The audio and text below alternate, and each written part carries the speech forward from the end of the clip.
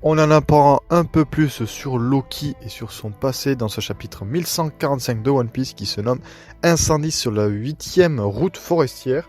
Bon, le nom il est un peu naze, mais bon.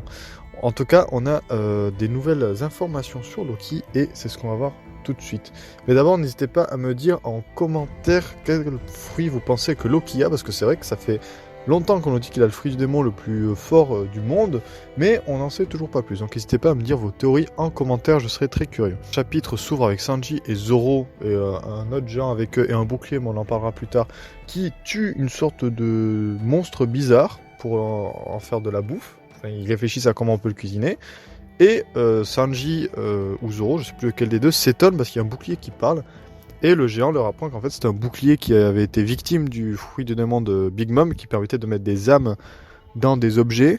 Et je crois qu'il s'était évadé et qu'il avait réussi à s'échapper. Ou alors que Big Mom l'avait laissé. Et on apprend ensuite que, enfin le géant apprend que Nami a mis sous sa possession Zeus. Et il a l'air assez étonné. Bref, Luffy et les géants discutent des cavaliers divins. Loki explique que les cavaliers divins sont sur Elbaf et qu'ils l'ont attaqué. Enfin, ouais, je crois qu'il explique ça. Et s'ensuit un petit commentaire de Loki qui passe en Tsum Tsum, où il dit que s'il avait été assez loin pour rencontrer des gens comme ça, il serait déjà devenu roi.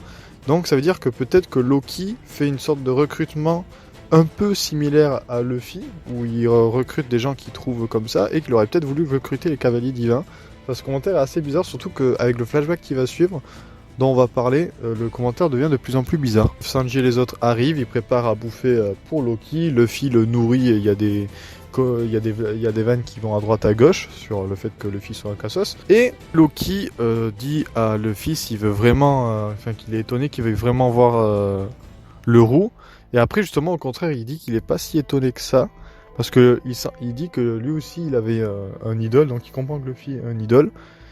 Et c'est là qu'on voit un flashback de Loki petit, qui se comportait comme Luffy, qui va voir une sorte de silhouette en lui disant « Je veux rejoindre ton équipage ».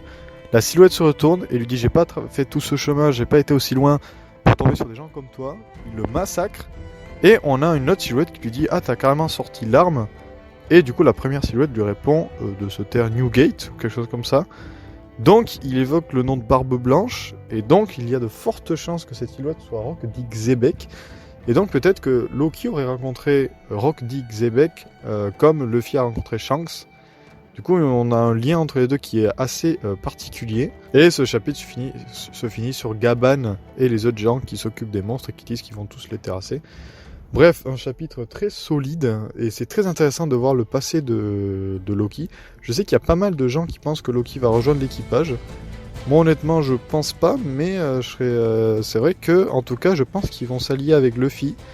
Et finalement je pense pas que Loki sera un antagoniste. Bon, ça fait plusieurs chapitres qu'on nous fait comprendre ça. Mais je trouve le parallèle entre Loki et Shanks pas mal intéressant sur le fait qu'ils aient eu cette même rencontre dans leur enfance qui leur ont fait envie de devenir pirates. Ou au contraire peut-être que là où Luffy a voulu devenir pirate, peut-être que Loki lui ça l'a dégoûté des pirates et qu'il veut juste devenir du coup le roi du monde, mais pour une raison un peu différente de celle de Luffy. Parce qu'il faut pas oublier que Luffy a dit qu'il voulait devenir roi des pirates, mais que c'était pour son vrai rêve.